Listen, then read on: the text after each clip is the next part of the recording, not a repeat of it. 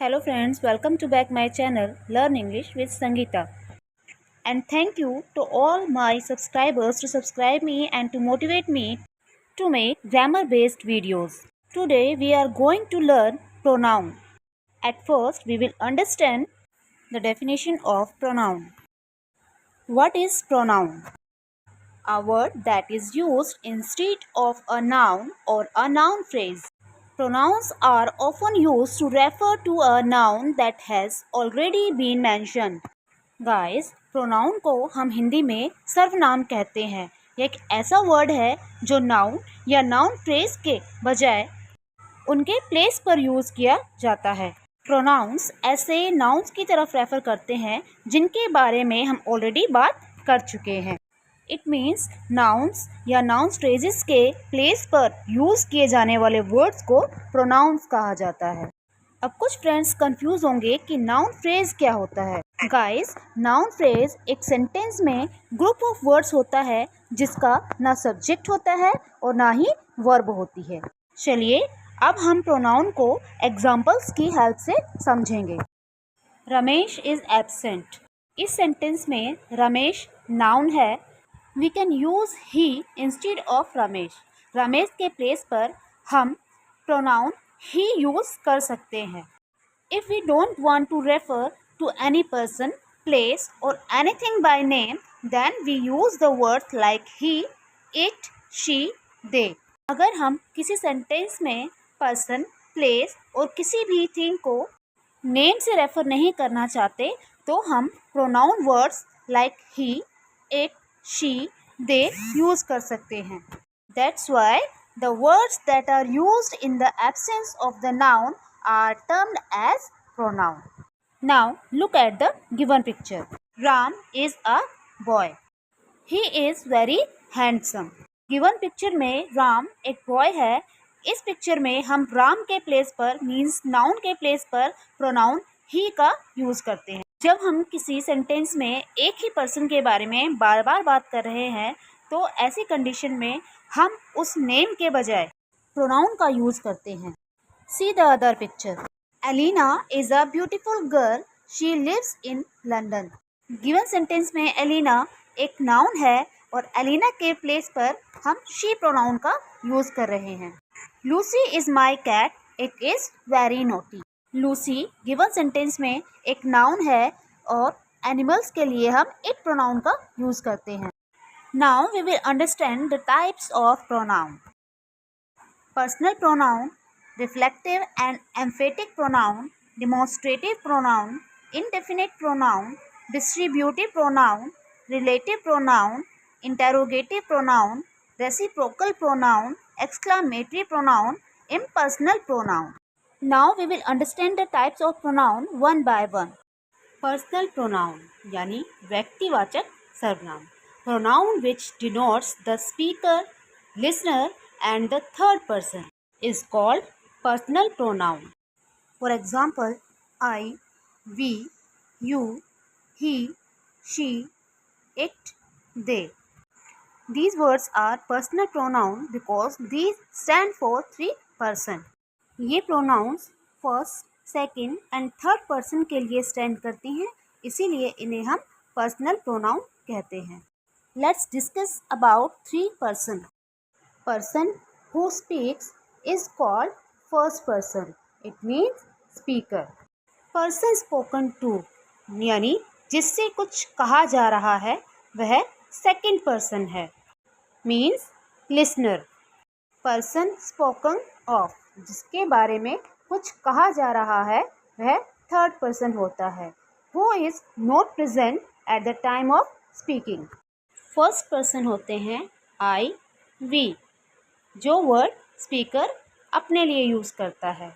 Second person you यानी जो listener के लिए स्पीकर वर्ड यूज करता है। Third person he, she, it, they, जो कि स्पीकिंग के टाइम पर वहाँ मौजूद नहीं है। Now come to the next type of pronoun, reflexive and emphatic pronoun. A reflexive pronoun reflects again that the action done by the subject. Reflexive pronoun is used as the object of a verb. Friends, reflexive pronoun वह होता है जिसमें subject के द्वारा किए गए काम का असर वापस सब्जेक्ट पर ही पड़ता है। रिफ्लेक्सिव प्रोनाउन कभी भी वर्ब के सब्जेक्ट के रूप में यूज नहीं किया जाता, बल्कि एज अ ऑब्जेक्ट यूज किया जाता है। आइए जानें कि किसी सब्जेक्ट का रिफ्लेक्सिव प्रोनाउन क्या होता है। अगर हमारा सब्जेक्ट आई है तो उसका रिफ्लेक्सिव प्रोनाउन माई सेल्फ होगा। वी सब्जेक्ट का reflexive pronoun ourselves, you का yourself, he himself, she herself, they themselves, it itself, one oneself. These are different reflexive pronouns of different subjects. Now we will understand the reflexive pronoun with the help of the given examples. Rajesh stitches the clothes himself. In this sentence, Rajesh third person है जिसके लिए हम ही pronoun का use करते हैं। ही pronoun के लिए हम हिमसेल्फ रिफ्लेक्सिव प्रोनाउन का यूज करते हैं। इट मीन्स राजेश स्वयं कपड़े सिलता है। Reflexive pronoun refers to the subject if it is used after noun or pronoun for the sake of emphasis and is therefore known as emphatic pronoun. जब reflexive pronoun noun या pronoun के just बाद में use की जाती है और ये सब्जेक्ट को रेफर करती है, तब हम इसे एम्फेटिक प्रोनाउन कहते हैं। Let's see the next example. Rajesh himself stitches the clothes. इस सेंटेंस में हिमसेल्फ राजेश यानी नाउन के जस्ट आफ्टर यूज किया गया है, इसलिए यह दिखाता है कि यह एम्फेटिक प्रोनाउन है। Now come to the third type of pronoun, demonstrative pronoun. इसे हम संकेतवाचक सर्वनाम कहते हैं। This pronoun is use to point out the object और noun to which they refer. कि नाम से ही पता चलता है, डिमॉन्स्ट्रेट मीन्स संकेत करके बताना, तो यह प्रोनाउन ऑब्जेक्ट या नाउन की तरफ संकेत करने के लिए यूज किया जाता है, जैसे this, that, these, those. These are demonstrative pronoun. इसका यूज सिंगुलर सब्जेक्ट के लिए किया जाता है जो हमारे नियर बाय हैं। दैट का यूज सिंगुलर सब्जेक्ट के लिए किया जाता है, लेकिन जो हमसे दूर है मीन्स हमसे डिस्टेंस पर हैं। दीज का यूज़ प्लूरल ऑब्जेक्ट्स के लिए किया जाता है जो हमारे नज़दीक हैं, नियर बाय हैं। दोज का यूज़ प्लूरल ऑब्जेक्ट्स के लिए किया जाता है जो हमसे दूर हैं, डिस्टेंस पर हैं।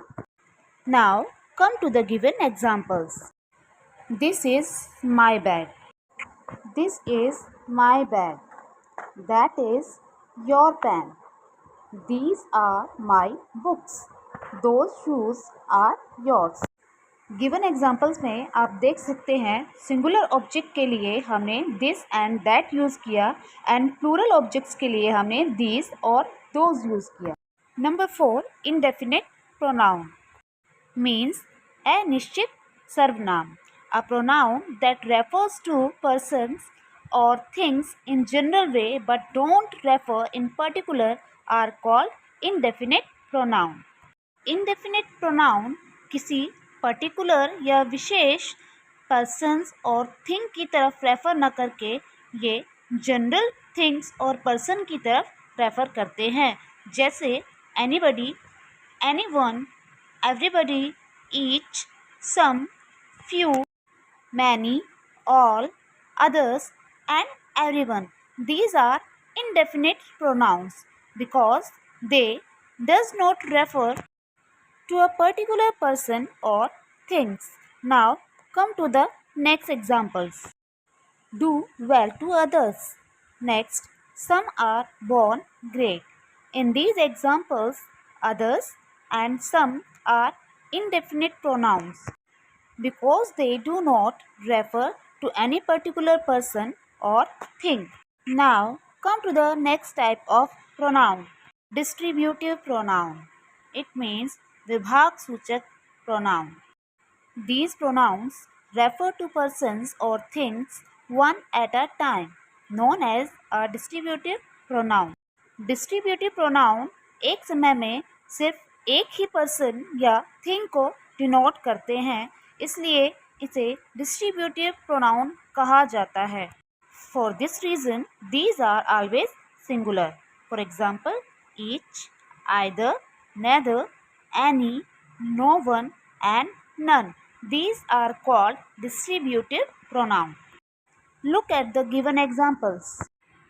Either of two students can go home. See the next example. Each of the students of this class scored good marks. In both examples, either and each word refer to single subject at one time. Friends, our next type of pronoun is relative pronoun, जिसे हम हिंदी में संबंधवाचक सर्वनाम कहते हैं। A pronoun which shows the relation of a noun is known as relative pronoun. ऐसे words जो sentence में नाउन के साथ रिलेशन को बताते हैं उसे हम रिलेटिव प्रोनाउन कहते हैं। See the forms of relative pronoun.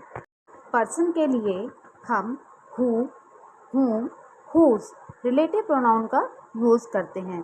Animals and things को डिनोट करने के लिए हम विच एंड दैट का यूज़ करते हैं। टाइम से रिलेट करने के लिए हम when, on which relative pronoun का यूज़ करते हैं। एंड प्लेस को डिनोट करने के लिए हम वेयर रिलेटिव प्रोनाउन का यूज़ करते हैं। चलिए अब हम रिलेटिव प्रोनाउन के यूज़ को कुछ एग्जाम्पल्स की हेल्प से समझेंगे। First example, you always scold the boy who is my cousin. Given sentence में द बॉय जो कि एक पर्सन है उसके लिए हु रिलेटिव प्रोनाउन का यूज़ किया गया है। Second sentence, I teach the boy whom you know very well. इस सेंटेंस में भी बॉय के लिए whom रिलेटिव प्रोनाउन का यूज़ किया गया है। Third, that is the girl whose father is a colonel। यहाँ गर्ल एक पर्सन है जिसके लिए whose रिलेटिव प्रोनाउन का यूज़ किया गया है। Fourth example, I have found the pen which I had lost. इस सेंटेंस में द पेन एक थिंग है, इसीलिए हमने यहाँ पेन के लिए विच रिलेटिव प्रोनाउन का यूज़ किया है। Fifth example, here is the book that you lent me. In this sentence book भी एक थिंग है जिसके लिए हमने दैट रिलेटिव प्रोनाउन का यूज़ किया है। Now let's go to the other type which is interrogative pronoun, जिसे हम हिंदी में प्रश्नवाचक सर्वनाम कहते हैं। A pronoun which is used for asking a question is termed as interrogative pronoun. एक सर्वनाम, एक प्रोनाउन जिसे हम क्वेश्चन पूछने के लिए यूज़ करते हैं उसे प्रश्नवाचक सर्वनाम या इंटेरोगेटिव प्रोनाउन कहा जाता है। Now come to the examples of interrogative pronoun. What is your name. इस सेंटेंस में व्हाट वर्ड इंटेरोगेटिव प्रोनाउन है क्योंकि प्रश्न पूछने के लिए व्हाट का यूज़ किया गया है। whom do you see। whom do you see इस सेंटेंस में whom वर्ड प्रश्न पूछने के लिए यूज़ किया गया है, इसलिए whom इंटेरोगेटिव प्रोनाउन है। थर्ड एंड फोर्थ एग्जाम्पल्स में who and whose interrogative pronoun है। Now come to the next type of pronoun which is reciprocal pronoun. A pronoun which relates to or more people or things is called reciprocal pronoun. एक pronoun जो कि दो या दो से ज़्यादा लोगों और वस्तुओं को जोड़ती है या रिलेशन बताती हैं उसे हम reciprocal pronoun कहते हैं। See the examples of reciprocal pronoun.